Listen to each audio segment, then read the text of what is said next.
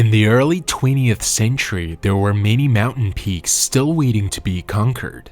Scores of fearless climbers risked everything to be the first to reach these previously untouched places, overcoming unimaginable difficulties. These pioneers were often called madmen by those around them, and well, they had a point. Back then, climbers lacked special clothing to protect them from the piercing wind and cold. You could hardly call their jackets and trousers professional equipment. But did this stop these brave adventurers? In woolen socks, homemade crampons, and very simple boots, which went completely solid in the moisture and low temperatures, they blazed new trails in the hope of going down in world mountaineering history. To most people, such a risky endeavor makes no sense at all. After all, in their efforts to reach the top, these climbers sometimes ended up losing the most precious thing of all, their lives.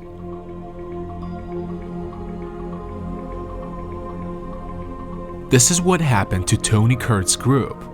The story of these 4 young men who attempted to conquer the formidable north face of Mount Eiger is both gripping and heartbreaking. Expeditions like this one are the stuff of legend, the inspiration for countless books and movies. It's hard to imagine the amount of fear, pain, and desperation that the young climbers experienced. But all the same, let's try to recreate the story. To do that, let's first go back to 1936 to Switzerland. Mount Eiger is far from being the world's highest or most difficult mountain to climb. You've probably never even heard about it before now. But in the climbing community, the Eiger is a well-known cult favorite, and many climbing fanatics aim to reach the peak at least once in their lifetime. According to those who have succeeded, a unique atmosphere reigns here. The Eiger both fascinates and terrifies at the same time. It's as if the climber experiences a kind of Stockholm syndrome. They find themselves mysteriously attracted to something which could potentially kill them. Other climbers note that they feel the mountain is like a big brother, watching over those who attempt to scale it. The mountain is located near Bern, the capital of Switzerland, rising 3,970 meters above sea level. Its limestone peak has the shape of a pyramid, with faces looking southeast, southwest, and northeast. From the rarefied air of Eiger's summit, mountaineers enjoy magnificent views over Switzerland's most legendary region. The vast Bernese Alps stretch out on all sides, displaying their colossal glaciers and dizzying peaks. The Eiger attracts tourists like no other mountain in Europe. Even at the height of the pandemic, the village of Eiger in Grindelwald welcomed 68,000 tourists in a year. The opening of a new cable car with a capacity of 1,800 people has only increased these numbers, even though the new development was opposed by environmentalists and a third of Grindelwald's residents. The southwestern and southeastern sides of the mountain are standard fare, covered with glaciers and cliffs. It's the northern side that gives this mountain its reputation. The famous north face of the Eiger has been worn down over time by avalanches and rockfalls, creating a completely smooth slab covered with a thin layer of ice. In both winter and summer, the wall is always cold, constantly immersed in shadow, and looms above you like an impenetrable fortress. The locals call it Mordwand, literally death wall in German. The Eiger's climate completely depends on the wind direction. For this reason, even at the height of the summer, snowstorms and sudden temperature swings are common here. In a matter of hours, the weather can turn from clear skies to climatic hell with avalanches and landslides. That's why climbers are so wary of the Eiger. It's impossible to predict very far in advance what will happen. In 1938, the journalist Edward Strout, in an article for the Mountaineering magazine, called the conquest of the North Face an obsession for the mentally ill and the most idiotic idea since the dawn of mountaineering. Perhaps this best describes the challenges facing climbers who dare to scale it. Ironically, there are several mountain resorts near the Eiger. tourists take casual walks and drink beer, enjoying the impressive scenery. At the end of the 20th century, special binoculars became popular in the valley, allowing spectators to watch the daredevils attempting to climb the unassailable northern wall of the mountain. What a juxtaposition! Some struggle with the elements and risk their lives on the rocks, occasionally falling to their doom, while others enjoy a nice cup of tea in the warmth and watch the tragedy unfold. Another interesting point is that at the end of the 19th century, the Jungfrau Railway was laid through a tunnel in the mountain. In 1903, a small station, Eiger, was opened in the middle of one of the sections. Here, passengers could get off the train and admire the spectacular views through the window. This station sometimes also served as a saving grace for climbers attempting to scale the Eiger's north face, who found shelter in the tunnel by entering through a door in the mountain 450 meters above sea level. According to information on the National Geographic website, nowadays the train stops at the door on certain occasions, allowing passengers, bound by safety ropes, to step out onto the ledge of the northern wall and feel like daring mountaineers. It takes your breath away to realize that you're just a step away from a drop into the abyss, while above your head a giant ice peak looms, beautiful and silent. Despite all of the Eiger's dangers, climbers have made constant attempts to conquer her ever since the first ascent in 1858. But then, the climbers took a simpler route along the western side, avoiding the perils of the northern face. Just a glance at its features can explain why. The height difference from the base to the summit on the northern face is a whopping 1,800 meters, with an average incline of 75 degrees. And if you remember that the slope is covered with an eternal layer of ice, while rockfalls are frequent and ropes often break, you'll understand why this route is only for the bravest. There are no comfortable places to bivouac along the way, and due to strong glaciation, about 70% of the rock face must be climbed with crampons. And yet, it's precisely the challenge of the northern face that attracts climbers. In 1934, the first group of daredevils decided to try this climb, saying the other route seemed less intriguing. These three climbers, George and Kurt Levinger and Willie Beck, found reserves of fearlessness bordering on insanity to take on this daunting endeavor. On June 18th, they began their ascent. But the climbers only passed the first third of the wall before deciding to turn back. Fortunately, they all survived. Just a year later, two natives of Munich, Karl Meringer and Max Settelmeyer, made the second attempt at the north face. Karl and Max were very experienced climbers. For a week, they studied the wall with the help of optics, deciding on the best route. Meringer also climbed up from the west side to leave a supply of food at the summit and figured out some escape routes in case of a storm. When he came back, everything was ready for the ascent. The climbers from Munich just had to wait for a favorable weather forecast. They set off at 3 in the morning on August 21st, 1935. A couple of days later, a snowstorm covered the mountain, obscuring the mountaineers from the view of the spectators below. They strained their eyes to watch, gripped, as the climbers tried to escape from the elements. Pretty soon, they lost sight of them altogether. Karl and Max made it about halfway to the summit, but the severe weather conditions tragically interrupted their ascent. 3 weeks later, Meringer's body was found, frozen in ice at the place which is today called the Death Bivouac due to this tragedy. In 1936, Settelmeyer's brother Heinrich found Max's body just below the windows of the Eiger station. In that same year, a third group of daredevils set out to conquer the summit. There were 4 of them. One of them, Toni Kurz, had been dreaming of the Eiger for several years already. He was not only interested in reaching the top, he wanted to take the most difficult route up the northern suicide wall.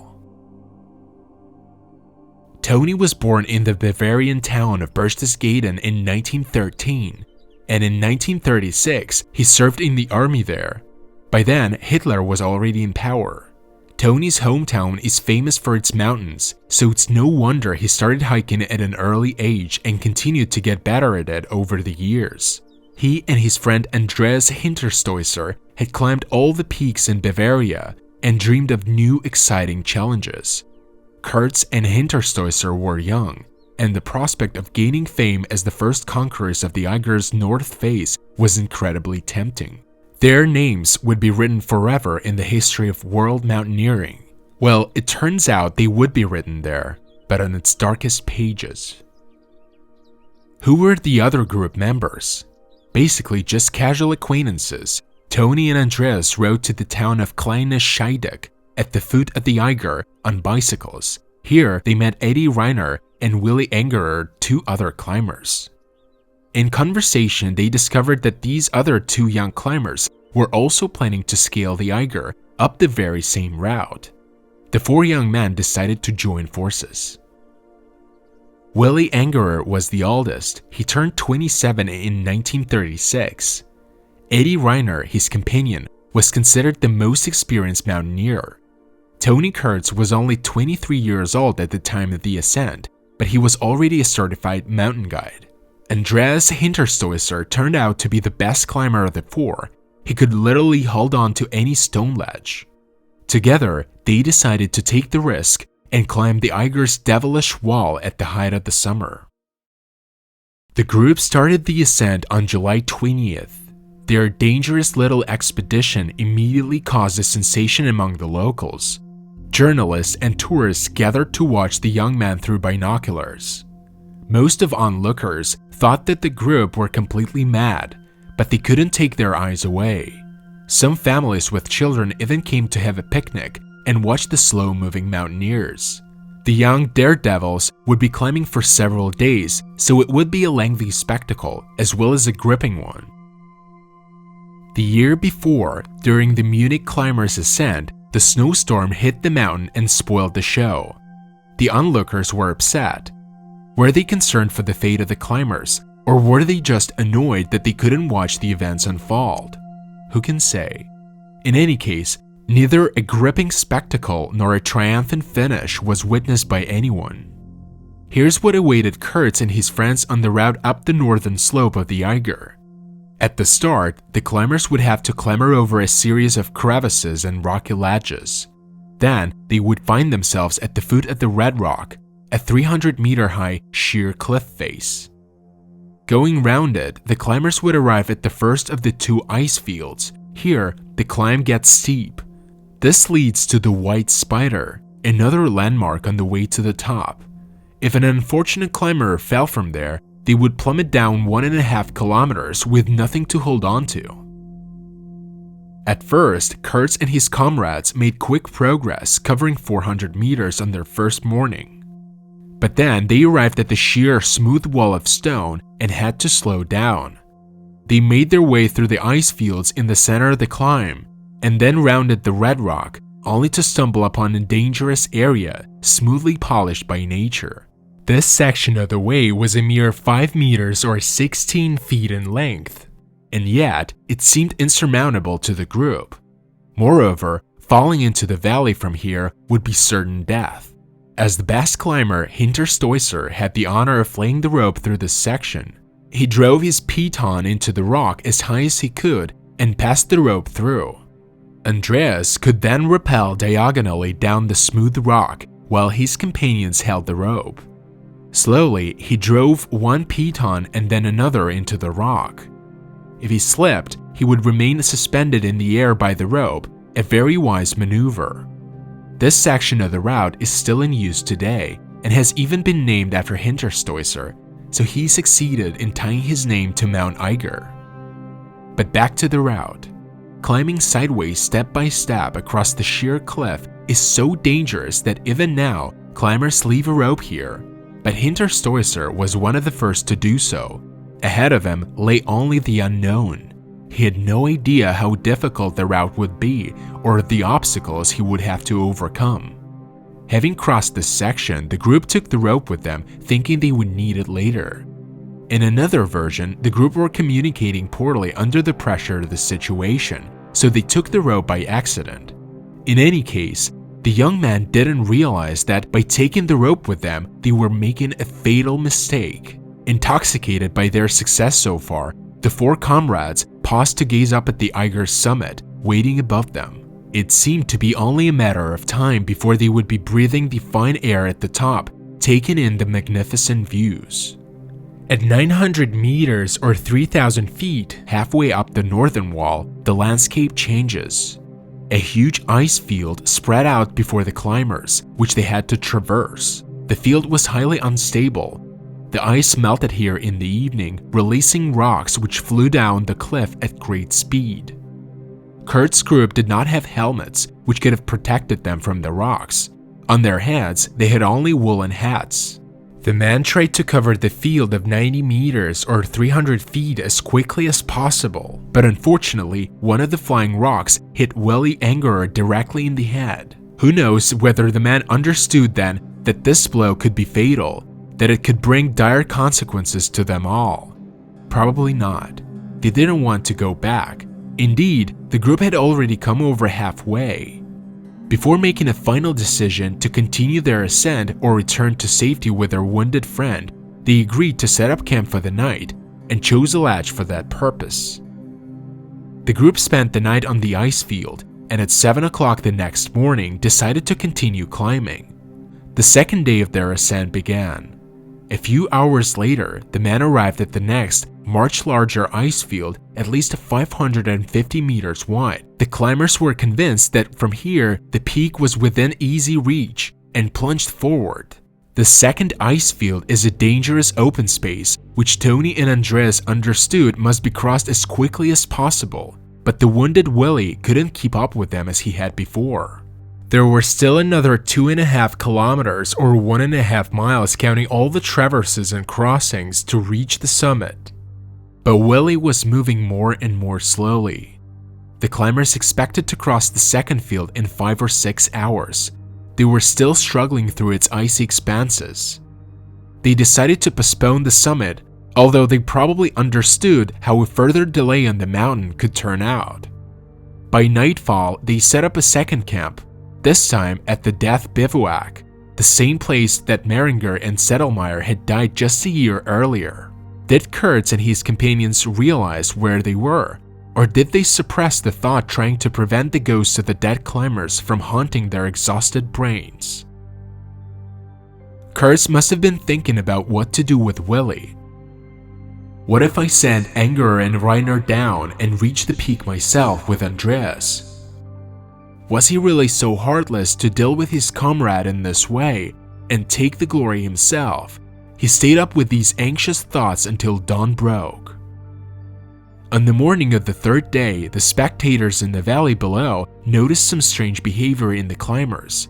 Immediately after waking up, 2 members of the group broke camp and started to move quickly to the top, presumably hoping that the spirit of competition would give the others the strength to hurry after them. But Toni and Andreas were wrong. Yes, the route to the top was inside, but Willie and Eddie couldn't manage it. Eiger, who had taken a rock blow to the head, could hardly stand on 2 feet and was slipping in and out of consciousness. Suddenly, the climbers all stopped moving. The mission had changed. Conquering the summit was no longer a priority. The men had to save the life of their comrade, whose condition was worsening by the minute. The return would involve descending 500 meters or 1,600 feet down the second ice field, and then another 900 meters or 3,000 feet back to the valley, but this time with their wounded comrade in tow. The descent from the second ice field began at noon and took the rest of the third day. Willie could hardly hold himself up, and as they looked down into the valley, the climbers could see the signs of bad weather on the way. At 8:30 in the evening, the group set up camp. They were once again halfway from the top and halfway from the bottom. The next day, a difficult traverse awaited them. The same smooth rock face which Hinterstoister had laid his robe over and then removed. A failure to cross this traverse would mean one thing only. Andreas knew this best of all. He remembered perfectly how difficult it had been to pass this section even in dry weather. And what about in a storm? Another thought also tormented him. Had it been a mistake to take the rope with them? On the morning of the 4th day, the mountain was wrapped in clouds. Water flowed down the northern wall, turning to ice in places. The climbers broke camp at 7. Eiger's condition was worsening. The group crossed the first ice field at a painfully slow speed. They started to realize the gravity of their situation. Approaching the traverse, they saw that the rock was wet and covered with a thin layer of ice. It was impossible to find a hold in it. Hinterstoicer hung over the abyss for 5 hours, trying to lay rope, but it was in vain. The way he had used last time was no longer viable. If they had left the rope in place on their way up, getting back to safety would have been relatively straightforward. Alas, they hadn't foreseen this series of events. The realization of their fatal error hit the group hard. A snowstorm was brewing, not an uncommon occurrence in these parts. To stay on the mountain and wait it out was not an option. The men were trapped. When a storm approaches the Eiger, climbers don't see it so much as feel it. It starts with an oppressive sense that something terrible is coming. Then their hair stands on end as the inevitability of the impending danger dawns upon them. Meanwhile, the people in the valley below experience a feeling of déjà vu as the 4 young climbers disappeared from view behind a huge snow cloud. Now, the climbers had only one possible option for descent, along the sheer cliff beneath them, but at least there was a chance that after crossing that daunting rock slab, they would reach the ledge that leads to the tunnel door. If they got there, they would definitely get help and return to safety. Willie was almost in a state of unconsciousness while the snowstorm reduced visibility to almost nothing. Making the descent in these conditions was pure madness, but the climbers had no choice. They began the climb down, fully aware of the dangers. Rocks and stones flew at their back. Getting caught in the path of an avalanche is nobody's idea of a holiday, but again, the group had no other options. Exhausted and chilled to the bone in their wet clothes, the men desperately fought for their lives and the life of their wounded friend. Suddenly, they heard a voice.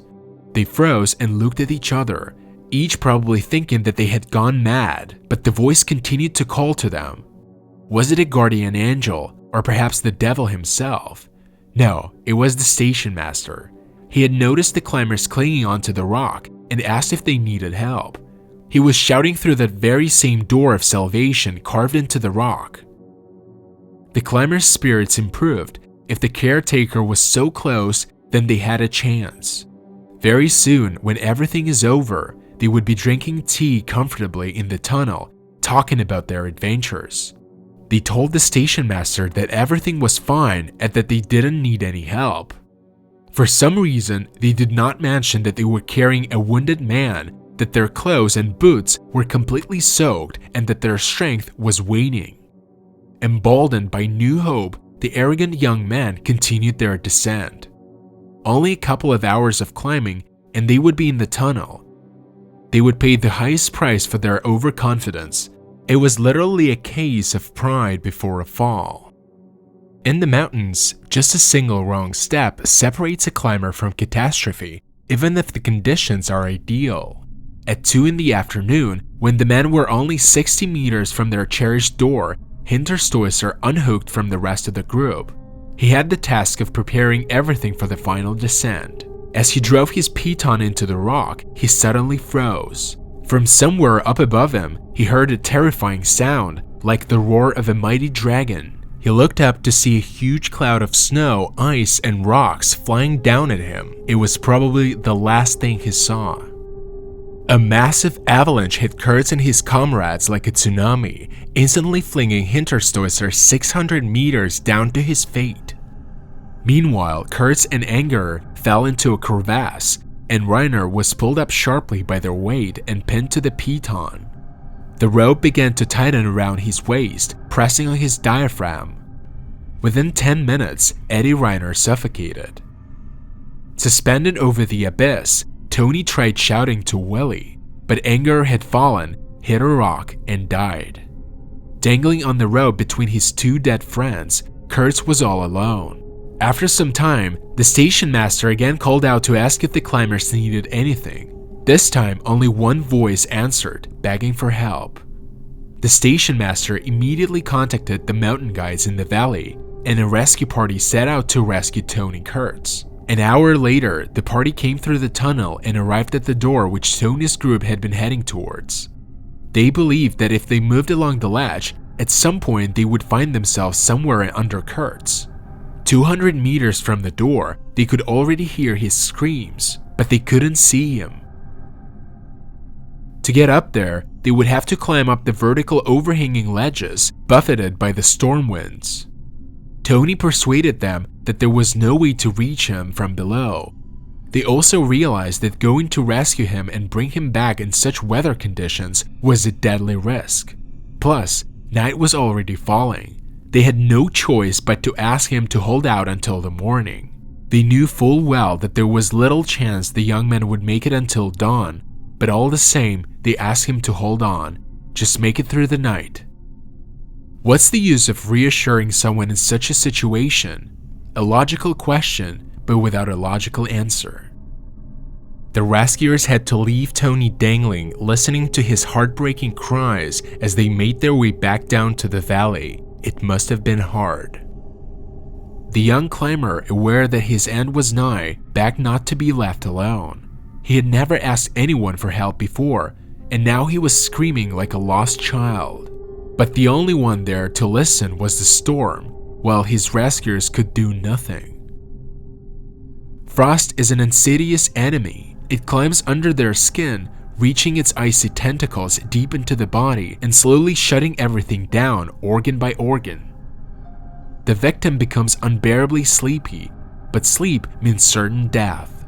Kurz, helpless and alone, fought desperately to stay awake. After a summer storm, a cold front often covers the Eiger. On the 5th day of the climb, the forbidding north face completely froze over. The rock became even more slippery than the day before. In the night, Kurz had dropped a glove, and now his left hand was frozen into a claw. Suddenly, he heard some movement. It couldn't be one of his friends. They were all already dead, their bodies frozen into the ice sheet. The movement came from the rescuers who had returned. They came again to the same place, 45 meters below him. But now, the situation was even more complicated. The rocks were covered with ice, making it impossible to climb up. Kurz would need to lower himself down. The plan was this: he would have to free himself by cutting through the frozen ropes, tying him to his comrades. A difficult task mentally as well as physically. He managed it with the last of his strength.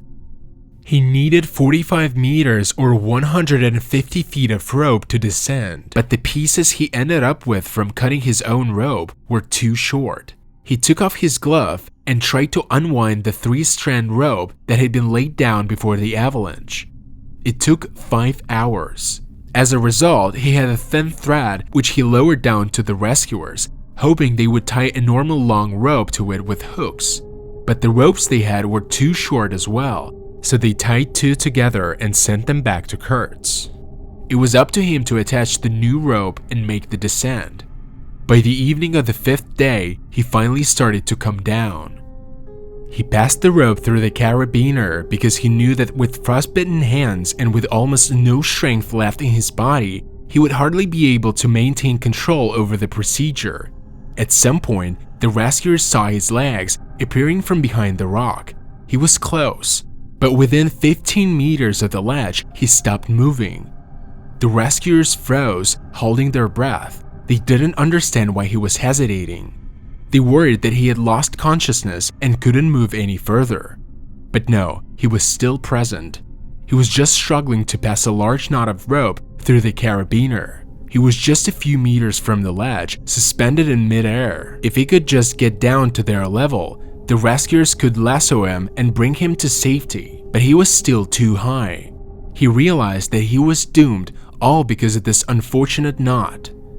The rescuers heard him telling himself to gather the rest of his strength and get the damn knot through the damn carabiner, but it didn't work. Toni couldn't cut the rope he was hanging on either. Below him was just an endless white void, and the rescuers would not be able to catch him or slow down his free fall. If he tried to jump, it would be his last. Toni made a few more desperate flailing movements. Then suddenly, he became eerily calm, leaned towards the rescuers, and said, "I can't take it anymore." He repeated this phrase over and over. The blood of the rescue party froze in their veins. They realized finally that there was nothing more they could do for Toni Kurz. They kept shouting and begging him not to give up, but he stopped responding. He took his last breath and passed out. That's how Toni Kurz died on the Eiger. Toni's body was left hanging from the rock. A few days later, a group of mountain guides from Germany, perhaps more experienced and trained, took it down. It was a truly horrific death, just a step away from salvation. If it hadn't been for a series of unfortunate circumstances, perhaps Toni would have survived or even conquered the summit in the future. Instead, his loved ones could only mourn the death of this young daredevil, barely 23 years old. 3 days after Kurtz's death, climbing the Eiger's north face was banned, but this ban lasted only 4 months. It was challenged in court and removed. Surprisingly, the tragedy only made other climbers even more eager to conquer the mountain. Attempts to reach the top resumed despite the fact that in 1937, the Mountain Guides Association announced that they would no longer rescue anyone from the north face. This decision was later overturned, and climbers today do get rescued. However, in 1937, an Italian group attempted to conquer the summit in spite of the bans and announcements. All of them died. A total of 8 climbers died on the Eiger before the north face route was finally conquered. This was achieved on July 21, 1938, by a group of German and Austrian climbers, Heinrich Herrer, Fritz Kasperek, Anderl Heckmeyer, and Ludwig Ferg. The climbers joined forces when they were all already halfway up the wall, after surviving a snowstorm and a series of avalanches. The Austrians Herrer and Kasperek had initially set out on their own. In fact, at first Heckmeyer advised the Austrians to go back. According to some sources, Herrer did not have pitons, but the Austrians pushed forward. The Nazi regime decided to make the achievement an ideological symbol of the annexation of Austria to the Third Reich, which took place on March 13th of the same year. In fact, there was nothing political in the climbers' decision to work together. Nevertheless, the regime promoted the mountaineers' success as a propaganda tool. Therefore, some sources report Heckmeyer raising the Nazi flag at the top of the Eiger. However, according to his biographers, Anderl did no such thing and never joined the Nazi party. In total, the cruel cliffs of the Eiger have claimed 64 lives. All these climbers chose to play a very high-stakes game, and they all lost. Was it worth it? Most probably, if you've never experienced the addictive rush of mountaineering, you won't be able to answer this question. In any case, climbers continue to perish here to this day, despite having the latest high-quality equipment. Perhaps it's the Eiger's complete unpredictability that makes it so dangerous, or perhaps it's the climber's own overconfidence in their abilities. For many, losing your life on the mountain is a welcome way to go, doing what you love. Toni Kurz was buried in his native Berchtesgaden, close to his beloved mountains. The bodies of the other daredevils were also found. The most difficult to recover was that of Hinterstoicer, who flew some distance and smashed into the rocks. What was behind the ambition of Kurz and his comrades? Was it the inspired madness of youth or simply a taste for adventure? Could they have been saved? Or were they doomed to death on the mountain from the very beginning? Joe Simpson, mountaineer and author of The Beckoning Silence, a book on climbing the Eiger, tried to answer these questions in this way. There is something about mountains that moves the soul. They arouse a powerful sense of spiritual awareness and a notion of our transient and fragile mortality and our insignificant place in the universe. They have about them an ethereal, evocative addiction that I find impossible to resist. They are an infuriating and fascinating contradiction. Climbing rarely makes sense, but nearly always feels right. The tragedy of Kurz and his friends became famous in the 60s following the publication of the book The White Spider about the group that succeeded after Kurz. The White Spider is one of the sections of the route that Kurz's group never reached. Toni's ascent has inspired books, movies, and documentaries, and his name and those of his comrades have been written eternally in the history of mountaineering. But the fact remains that for all their heroism and courage, several young men threw away their lives on the Eiger's fated slopes. If you enjoyed this story, feel free to subscribe to my channel and watch my other videos.